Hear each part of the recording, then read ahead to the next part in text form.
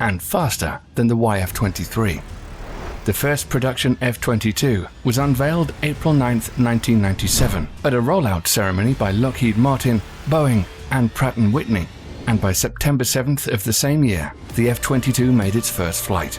In 2005, it formally entered service as the F-22A after more than 3,500 test flights over 8 years, and achieved full operational capability in December of 2007.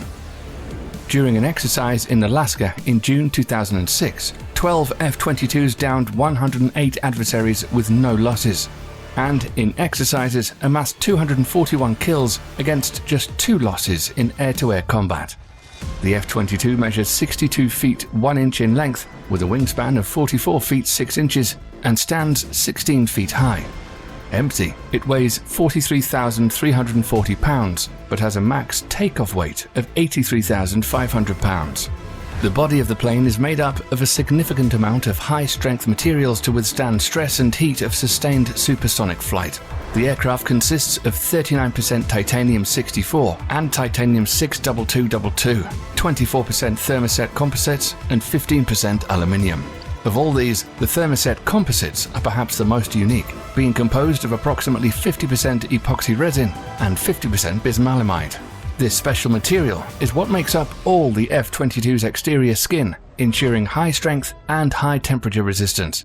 To top this off, a number of thermoplastic composites that are highly durable have also been incorporated into the plane's materials. However, due to them being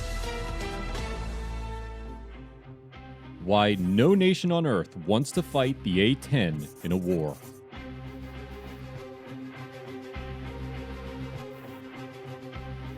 Known for an ability to keep flying after taking multiple rounds of enemy machine gun fire, land and operate in rugged terrain, destroy groups of enemy fighters with a 30mm cannon, and unleash a wide arsenal of attack weapons, the A-10 is described by pilots as a flying tank in the sky, able to hover over ground war and provide life-saving close air support in high-threat combat environments.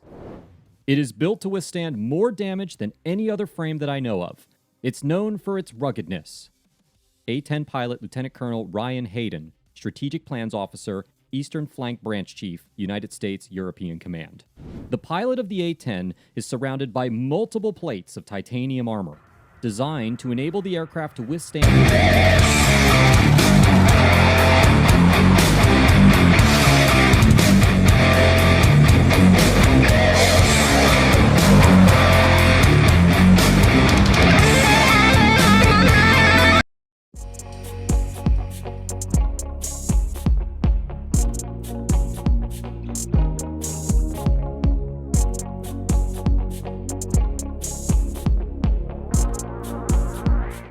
Sahabat Kompas.com, Presiden Amerika Serikat Joe Biden menyetujui penjualan 36 jet tempur F-15 kepada Indonesia pada Kamis 10 Februari 2022.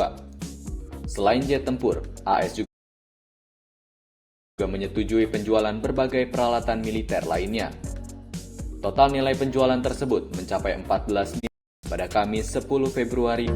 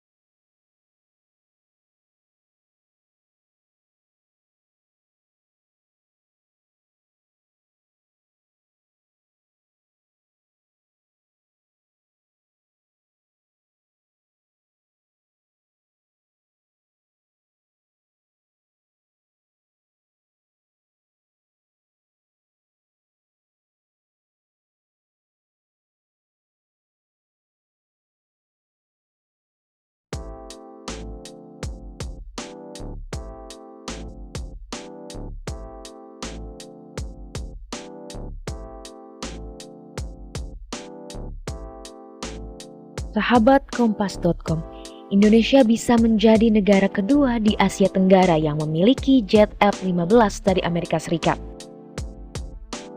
Hal itu setelah Amerika Serikat menyetujui pembelian 36. The first is Dr. Robert Fisher, the president of Belmont University. We held a 2008 debate here. Belmont served as a backup site in 2016, and Bob has managed to make this evening happen in spite of a lot of challenges that 2020 has brought to this campus and all the others across the country. They don't come any better than Bob and his colleagues. The second is Nashville's own Martin Slutsky. Marty has been the CPD's executive producer since 2000, and tonight is his 23rd debate. We could never do this without Marty, and he's a treasure. The third is our third co-chair, Dot Ridings, who is not here with us this evening. She is in Louisville, Kentucky at home, but here in spirit. She is an absolutely remarkable asset to the CPD board and staff. I'd like now to introduce the other co-chairs, our founding co-chair, Frank Fahrenkopf and Ken Wallach.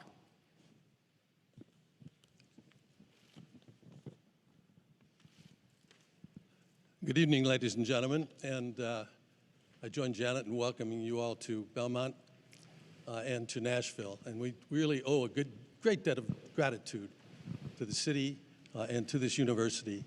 They've been so courteous and working so hard for us, and what a beautiful place this is. I hope you all got a chance to walk around and see this marvelous campus. We also have a crew. You see some of the people working around. There are cameramen, lighting people, people who produce this great background. We have over 60 of them, and we've had 4 debates in 4 different parts of this country. And thanks to United Airlines, which stepped up to the plate and is providing free of charge air service for our entire crew back and forth from one city to another. And so we really owe United Airlines. Now this one sounds funny, but we also owe Anheuser-Busch a great thank you, not only for their beer, but for what they've done for this commission for many, many years. It's a little less of a lift now. Normally, if we were here with normal times, there'd be 900 of you probably in this audience. But with coronavirus, it just wasn't necessary for us to, and possible for us to do that. But they have always provided a giant tent with the food to feed the 5,000 reporters that usually come from all over the world, our crew, the news people who are here. And Anheuser-Busch is with us again this year, and we thank them. A Pentagram, who's really responsible for some of the great work you see here. Kroll and Mooring, a firm in Washington, law firm. And tonight at the National Press Club in Washington, D.C., the National Press Club is putting on, for the 4th time, a media filing center. If those of you walk around the campus, you'll see a giant tent out here.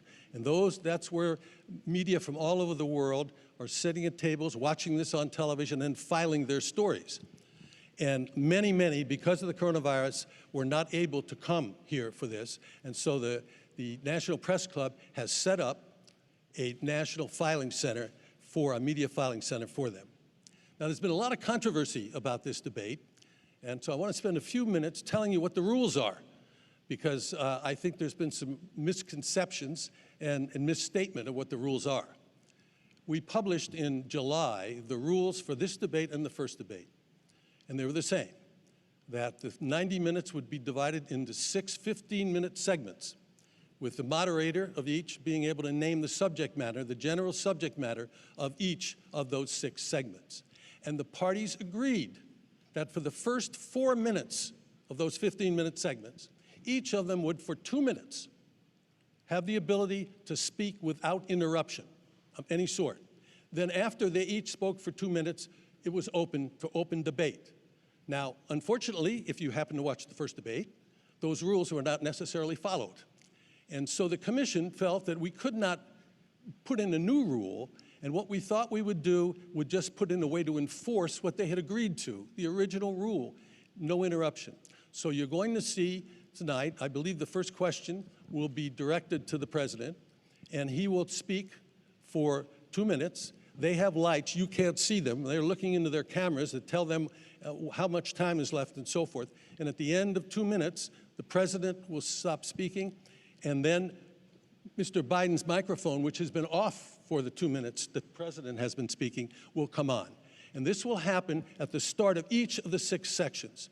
There's no other censure, there's no other buttons that are going to be pushed to stop them, because the rest of the time in each of the segments is for open debate. We want them to engage each other. We hope they do it civilly and discuss the issues so that the American people will learn something about where they are on the issues. Now, this is a very, very important debate for each of these candidates. The first debate, some weeks ago, had, according to Nielsen, 78 million people who watched it. Now, that doesn't count people who watched it on C-SPAN or people who had it on their computers or on their iPhones or their iPads. We think this debate tonight could reach 100 million people. Now, you're very fortunate. You're sitting on seats that make you part of history. But those people at home are watching to try to learn something about these candidates, to make that important decision as to who they are going to support when they go to the polls if they haven't already done so. So it's not for you to participate by clapping, by standing up, by doing anything that would bring you into this. So please, please, don't yell. We have a crew of 3 to 5 people, most of which have been with us for years. Some of them go back to the first debates in 1988, 1,000.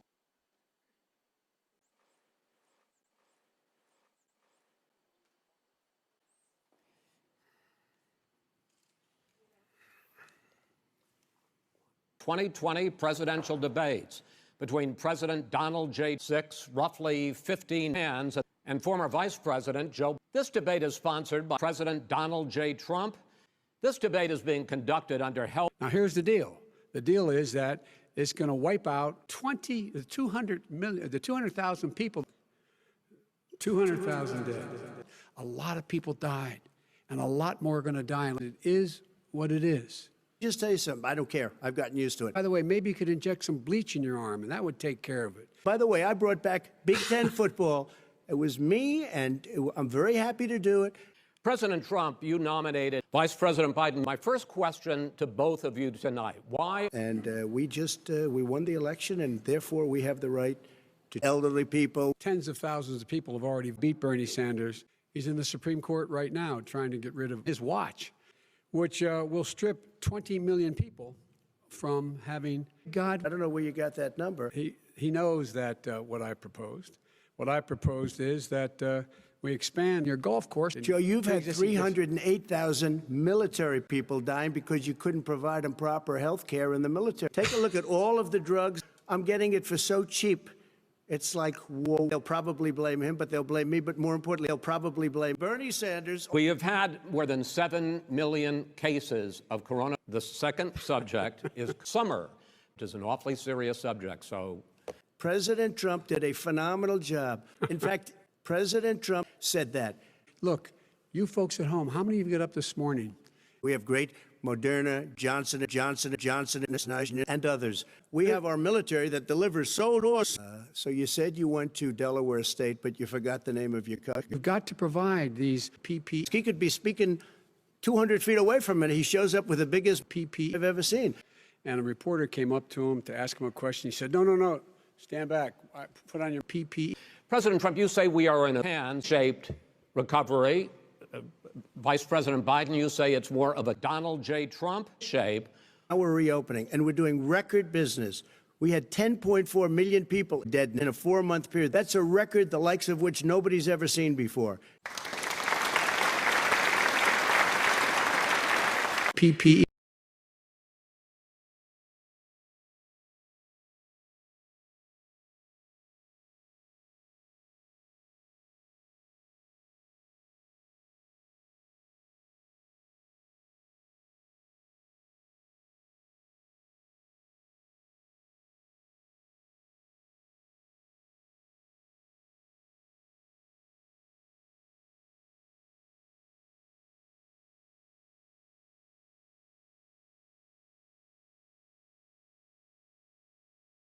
Journalist Bob Woodward has become the author of record about the modern American presidency.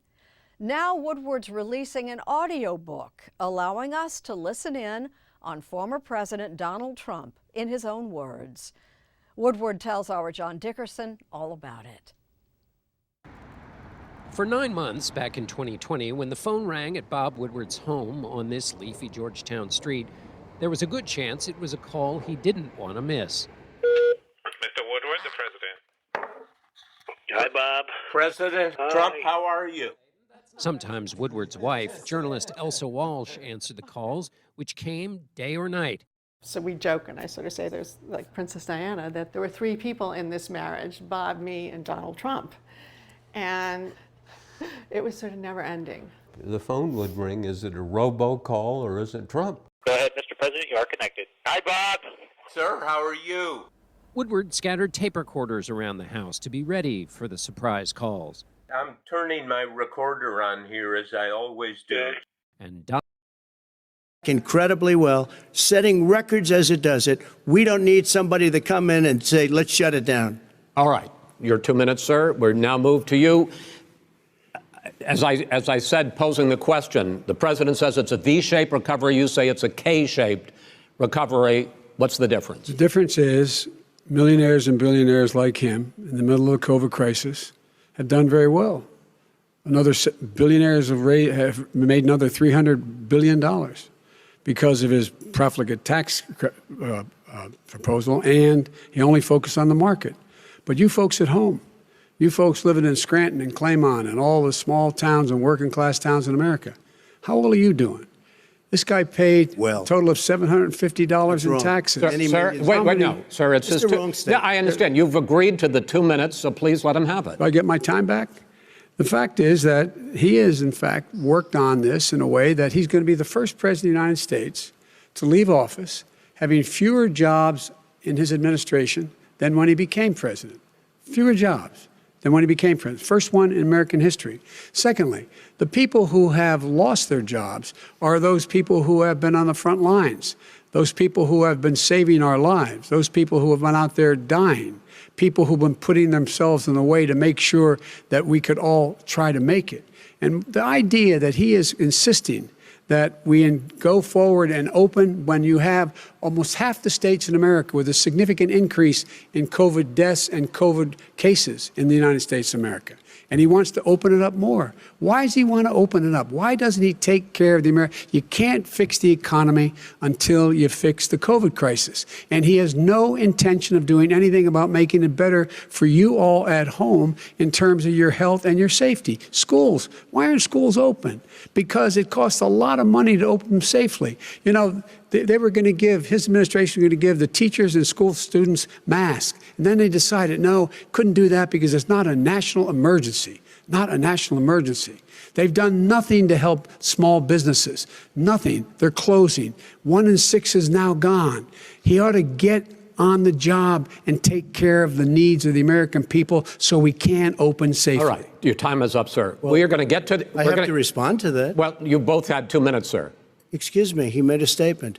So did you. People want their schools, people want their schools open. They don't want to be shut down. They don't want their state shut down. They want their restaurants. I look at New York. It's so sad what's happening in New York. It's almost like a ghost town. And I'm not sure it can ever recover what they've done in New York. People want their places open. They want to get back to their lives.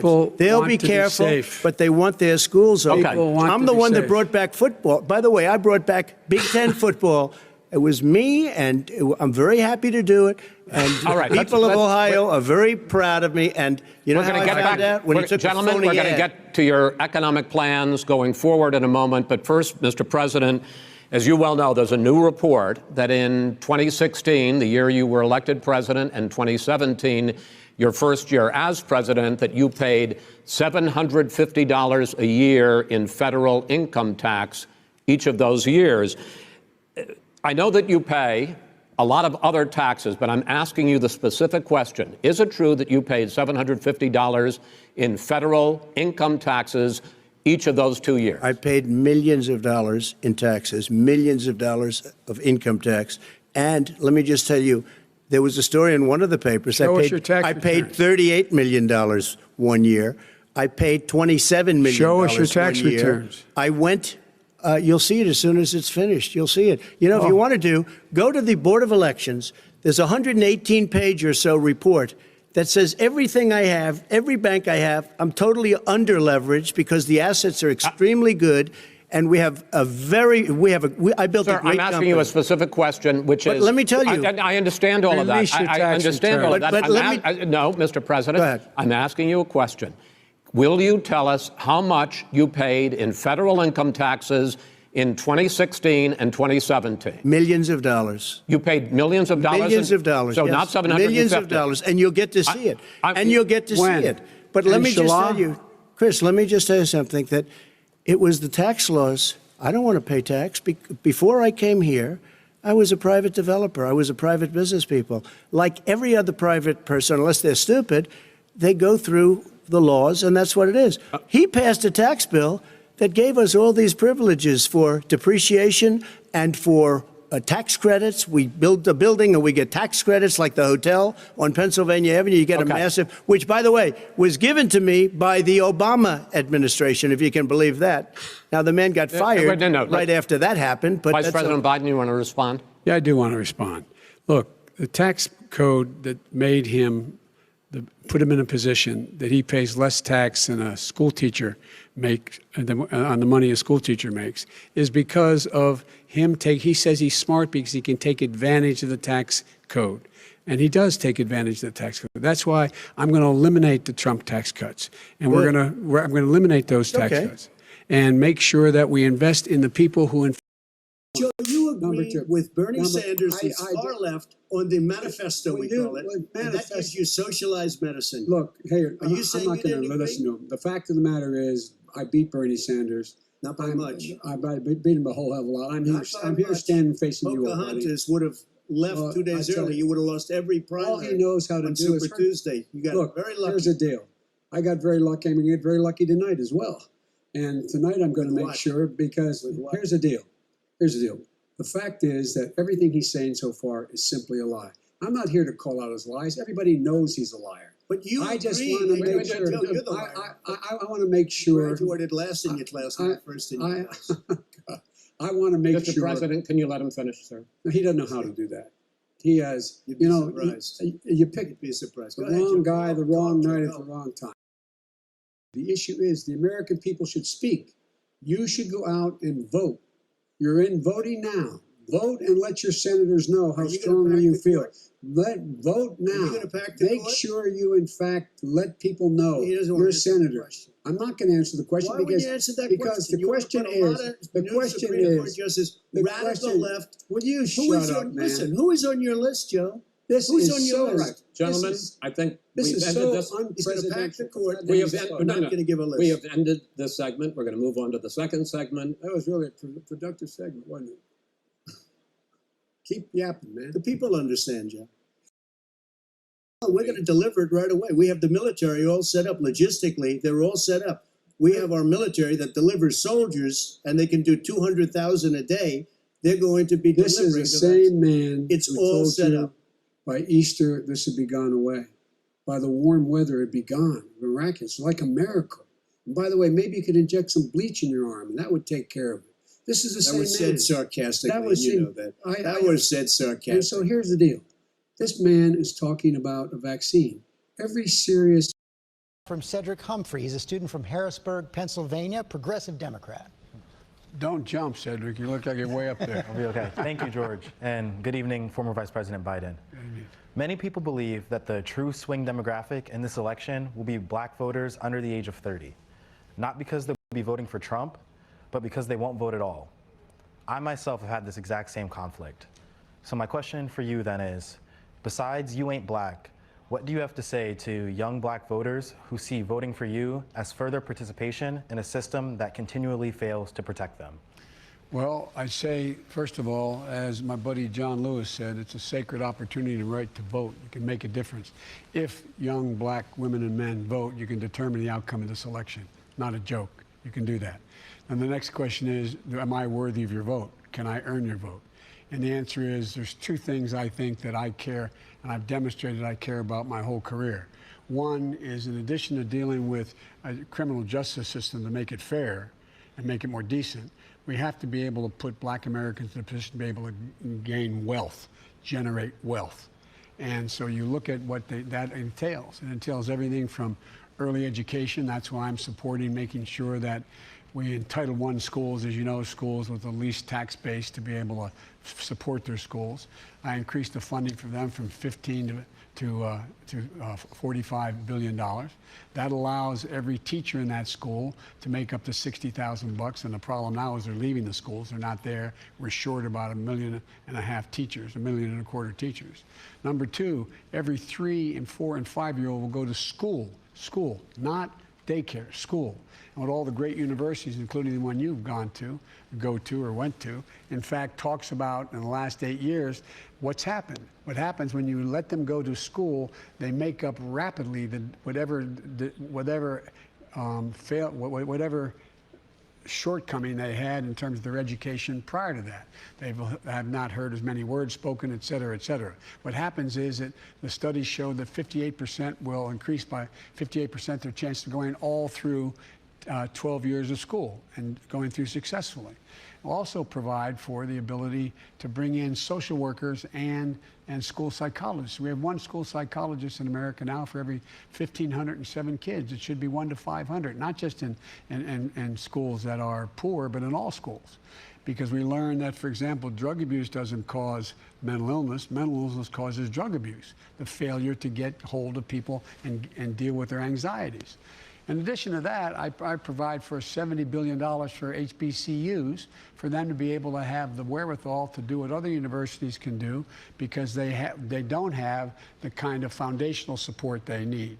And so that would allow them, for example, like we did in our administration, the president allowed me to go down and we awarded a cybersecurity laboratory, ability to compete for a cybersecurity laboratory. The federal government spends billions of dollars a year on universities because they're the best kept secret or where most of the major inventions come out of. And so that school now will be able to produce young black women and men who are going to go into a field of the future that's burgeoning, cybersecurity. And that's what's going to help a great deal.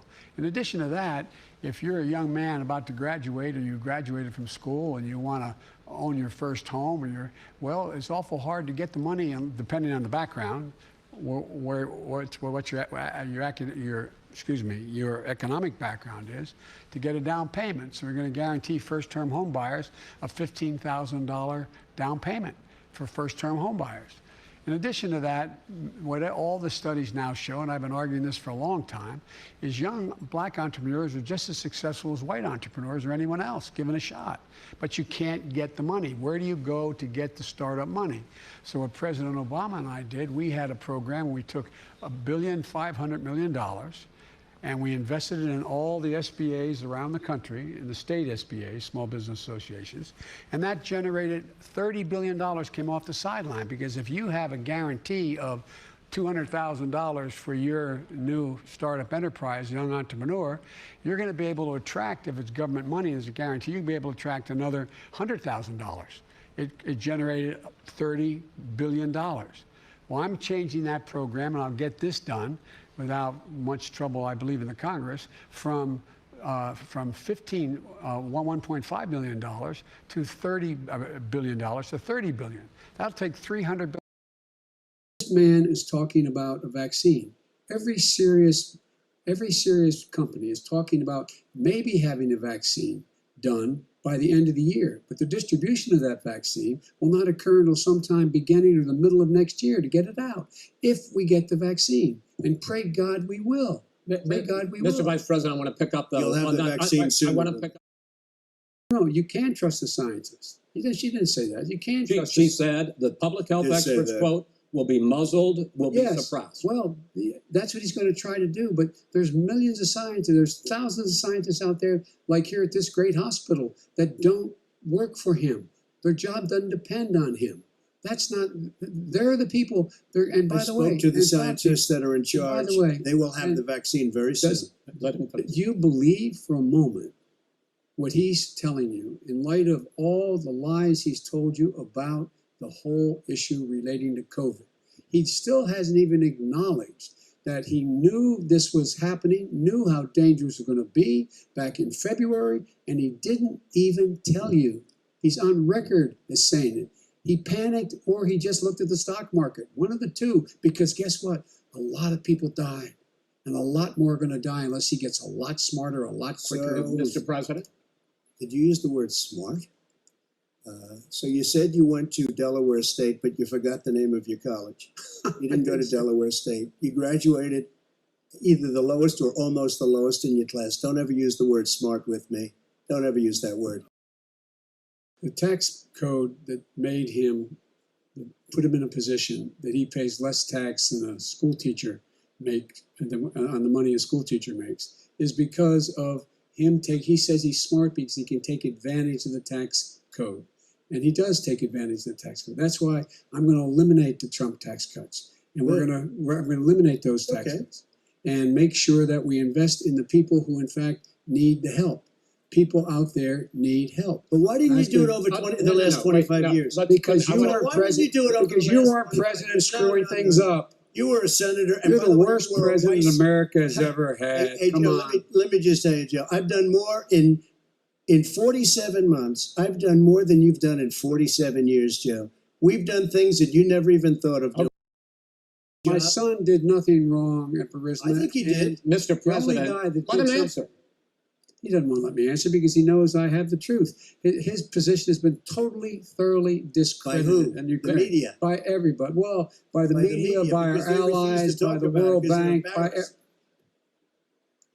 by everyone as discredited. Matter of fact, even the President, people who please stop. testified under oath. So let me ask you this, Joe. No, go ahead, Mr. I'm listening to you. People You got $3.5 million from Moscow. He testified under oath in his administration, said, I did my job and I did it very well. Oh, I really? did it I'd like to know honorably. who they are. Well, I'll give you the list I'll of the fire people who them. testified. No, go ahead, sir. Sure, you've already fired most of them because they did a good Because job. Some people don't Well, do a good here's job. With you, Go they ahead. say You get here's the wait a deal. minute. You get the final word, Mr. Well, it's hard to get any word in with this clown.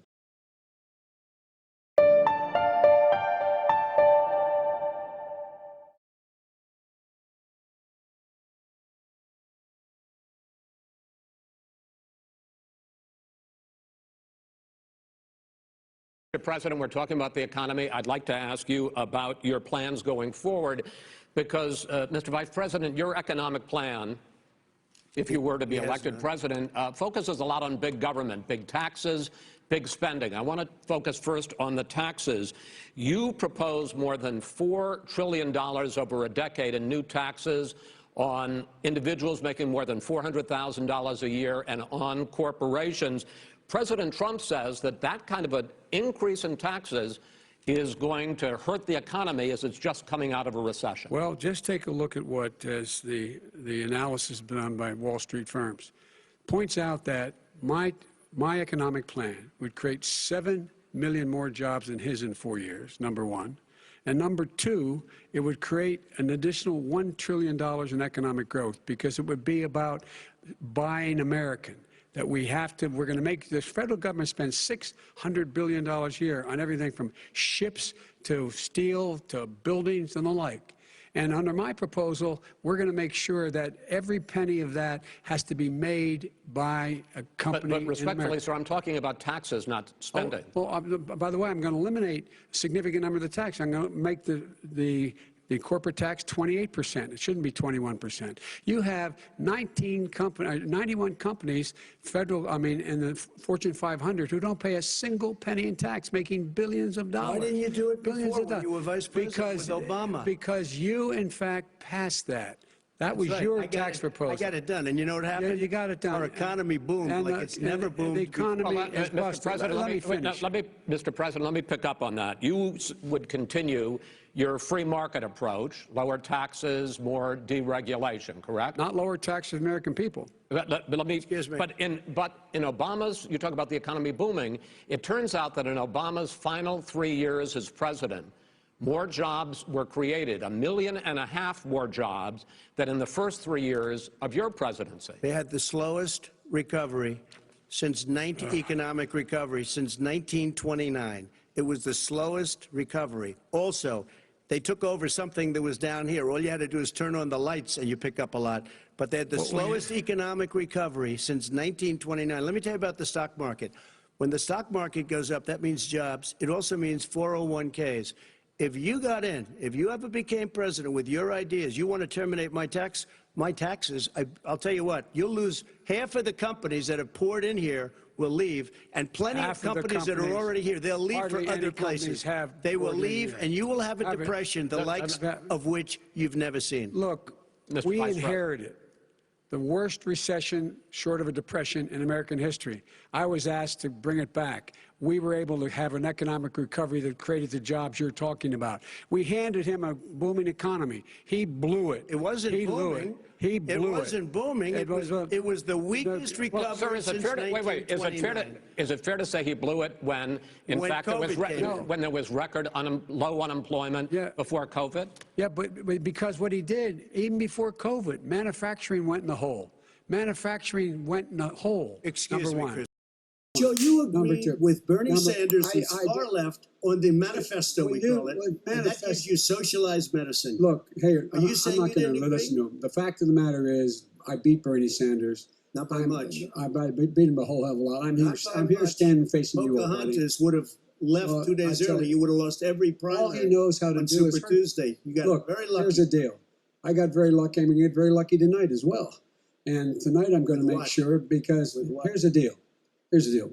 The fact is that everything he's saying so far is simply a lie. I'm not here to call out his lies. Everybody knows he's a liar. But you I just agree want to that make sure. you're the liar. I want to make sure. You graduated last in your class, not first in your class. I want to make sure. Mr. President, can you let him finish, sir? He doesn't know how to do that. He has, You'd be surprised. you pick You'd be surprised. the Go ahead, wrong Joe. guy, the wrong night at the wrong time. The issue is the American people should speak. You should go out and vote. You're in voting now. Vote and let your senators know how strongly you feel. Vote now. Make sure you, in fact, let people know you're senators. I'm not going to answer the question because the question is radical left. Will you shut up, man? Listen, who is on your list, Joe? Who's on your list? Gentlemen, I think this we've is ended so this. He's going to pack the court. We're not going to give a list. We have ended this segment. We're going to move on to the second segment. That was really a productive segment, wasn't it? Keep yapping, man. The people understand, Joe. We're going toパジャマにしてるんですから、そうよそでは着れないからパジャマで着てます。家族であったりたまに泊まりに来たね友人が何それって聞くんですよね。楽しみにしないでください。では続いて、今度はする予定のある方からのご意見です。姪っ子が来るのでとりあえずお菓子の準備はしておきますと。なるほど、子どもさん用にということなのかもしれないですね。やっぱり子どもさんはトリックアトリートって、言うでしょうね。というかお菓子が欲しいんですけど、しかもお菓子コーナーにもこういうイラストがね書いてあるものが増えてますから、ついついそれも可愛くて買っちゃいたくなる気持ちはわかりますね。なるほど、子供さん向けにどんなお菓子なのかも気になりますね。では続いて、市内を選んだ方、学校側によるハロウィン記念試験があります？何それ？先生が企んだんですかね、これは。ハロウィン言って勉強しなかったらダメだと、試験にしようと。たまにいますよね、こういう先生がね。私はなかったですけど、式典ではなく試験がありますということで、来週月曜日あと1週間あります。まだ間に合うと思いますので、今からコツコツと勉強頑張っていきましょう。そしてもう一人の方、品を選んだ方からのコメント。予報センターの山口さんがやるのであればやりますということなんですけど、今山口さん全然知らない顔してますね。これ去年のね、羽が生えたバージョンのグッさんですね、これは。今年はね、じゃあもう山口さんにかかっているということなので、皆さんからお願いしてください。私が言うとなんとかハラスメントとか言われちゃったりするので、本人に皆さんから直談判してください。ということで皆さんのハロウィンの予定準備されているものをお伺いをしていきました。ご参加いただきありがとうございます。ではですね、この後は明日のお天気をお伝えしていきます。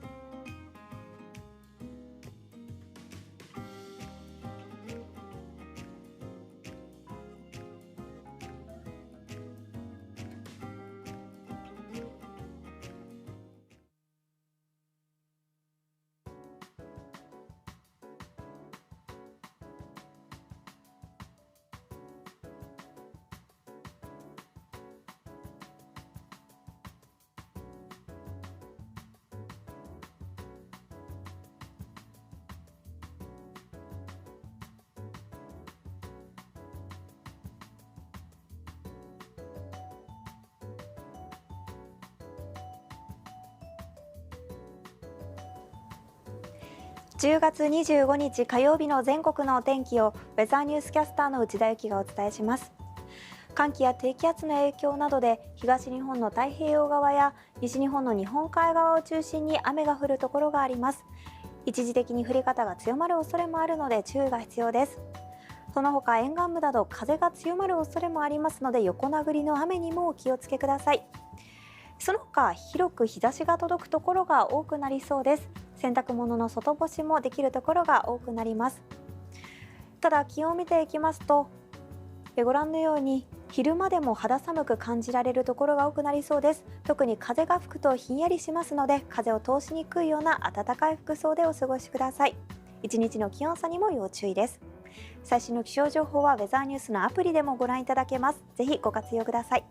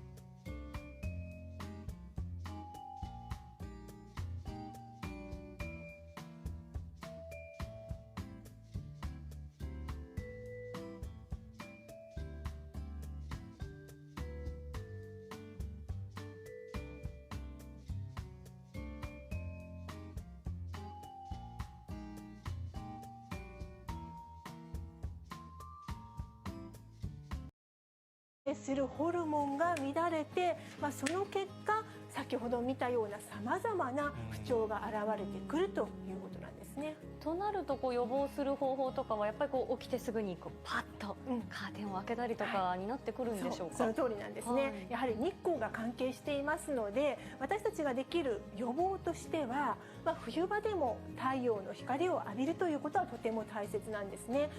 患者さんの中には日照時間の長い温暖な地域に旅行したということで症状が回復した人もいたということなんですね。さすがに旅行までは難しくても、やはり朝起きたら太陽の光を浴びるということは大切ですね。またそのために夜更かしをしないということも大切になってきます。さらに意外といいのが朝シャワーということらしいんですね。これシャワー浴びるとシャキッとしますし、交感神経を活性化させる効果があるとされているんです。さらに達川院長によりますと、食事も大切で、例えば大豆製品や鶏肉、バナナなどや、豚肉などを心がけて摂るといいそうなんですね。こうした食品にはトリプトファンというアミノ酸が多く含まれていまして、また豚肉にはビタミン B6 が多く含まれています。でこれらのはセロトニンの原料になるということなんですね。で冬季うつは症状が比較的軽くて自然に良くなることもあるんですが、日常生活に、支障があるような場合には早めに精神科や心療内科の専門医に相談してほしいということでした。今冬季うつって私初めて聞きましたけど、全体を通して言えることはちょっと元気に健康的に生活しようっていうことですよね。夜更かししないで朝カーテン開けて太陽の日を浴びる、これでいいんじゃないかと思いますし、一方で自分が冬季うつなのかどうかを確認することで現在の体調を把握するということも大切かもしれないですね。その通りだと思います。達川院長も話していたんですけれども、季節性のうつというのは言ってみれば体質みたいなもので、あまり悩みすぎたり葛藤したりすると余計病んでしまうということなんですね。この時期はこんなもんだと、この程度の情報、どこからこういったことが出てきたのかというのはあまり定かではありません。これがイギリス側の見方です。一方、影武者についてアメリカニューヨークポストです。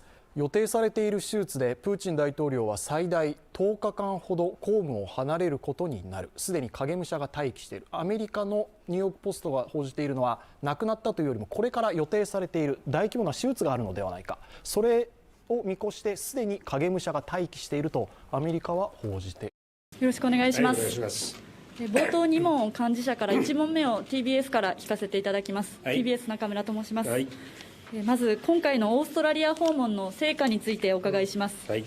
総理は今回2007年以来15年ぶりとなる新しい安保共同宣言を発表されました。ウクライナ情勢や海洋進出を強める中国など世界情勢が大きく変化する中で、具体的に今回の訪問や首脳会談がどんな意味を持つとお考えでしょうか。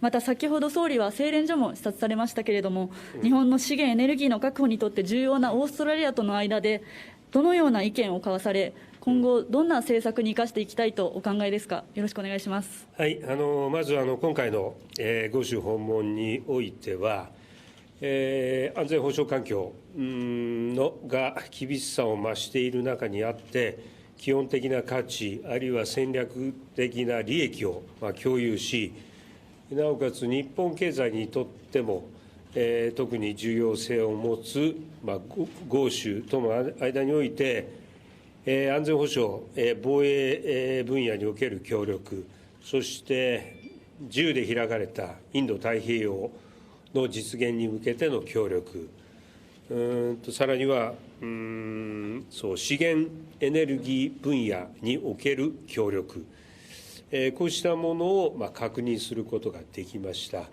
こうした意味で大変重要な訪問であったと振り返っています。特にご指摘があったように、日豪のこの安全保障協力において、今後10年間の方向性の羅針盤になるというべき、安全保障分野における日豪共同宣言に署名することができた、このことは大きな意義があったと思っています。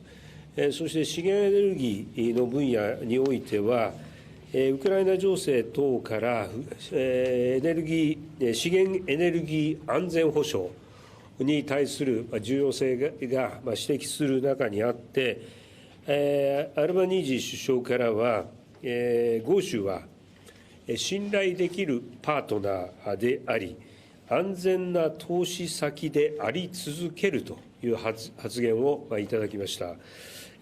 その上で、私とアルバニージー首相とで、引き続き協力をし、資源エネルギー分野での協力、さらに協力を強化していこう、こうしたことで一致をした、こうしたやり取りもありました。その中で、そういった両